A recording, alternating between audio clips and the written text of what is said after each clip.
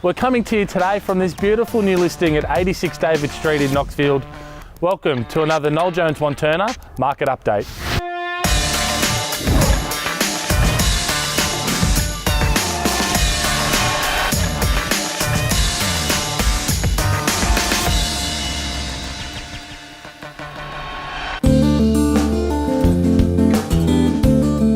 We have some very special guests here, Lisa and Natalie from Warriors for Wildlife.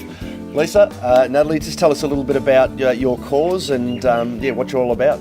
Yep, so we're a non-for-profit wildlife shelter in the heart of Bayswater.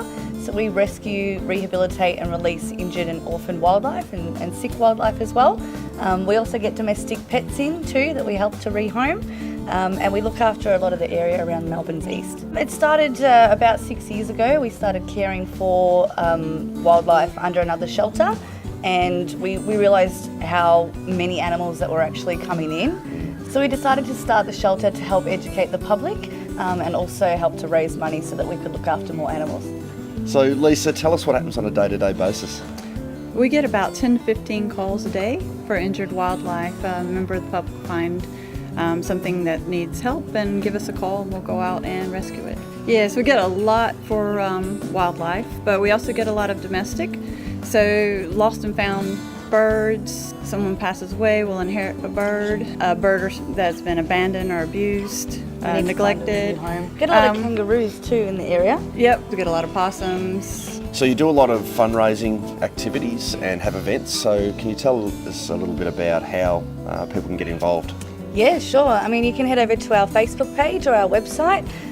We do a lot of working bees for other shelters, and we do a lot of fundraising events like trivia nights and balls and things like that, which is really good. We run 100% on volunteers and donations. Fantastic. So any money that comes into the shelter goes directly to an animal, whether it be for shelter, food, or veterinary care. Right now, outside of donations, we need lots of volunteers. We need volunteers who'd like to help out regularly doing rescues and transporting animals. So we need people who are willing to come in, learn how to rescue and continue to rescue, day after day. If you've got a little bit of money lying around or you have a bit of spare time, Warriors for Wildlife are a very worthy cause, so make sure that you get in contact with them.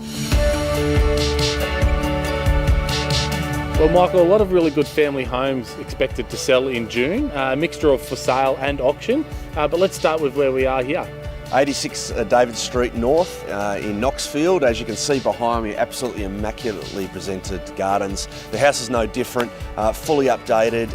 We're literally 50 to 100 metres from Knox Park Primary School, so a really good location for families. We've also got a couple of great homes coming up very close by here. One of them is 59 Peppermint Grove in Knoxfield. Yeah, not far from where we are, just over there in the Lakewood Estate. A really great 4-bedroom plus study, 3 living area, single-storey family home. Very hard to find single-storey family homes that size, Michael, which is something the buyers have really liked about it already. That's due to go to auction on the 2nd of June. And probably the third one we wanted to talk about was 42 Cromwell Drive in Roeville. I think we've got some footage of that one as well. Again, very substantial family home. For those that know the Wellington Village Estate, probably one of the best homes in that area. So it's very exciting homes for you to choose from. 2018 has certainly seen a bit of a correction in the market, and so what we're seeing is that properties are still selling, but a common trend is that they are passing in at auction and having to negotiate afterwards to get a great result for the vendor. A great example of that was 10 4th Avenue in Roeville.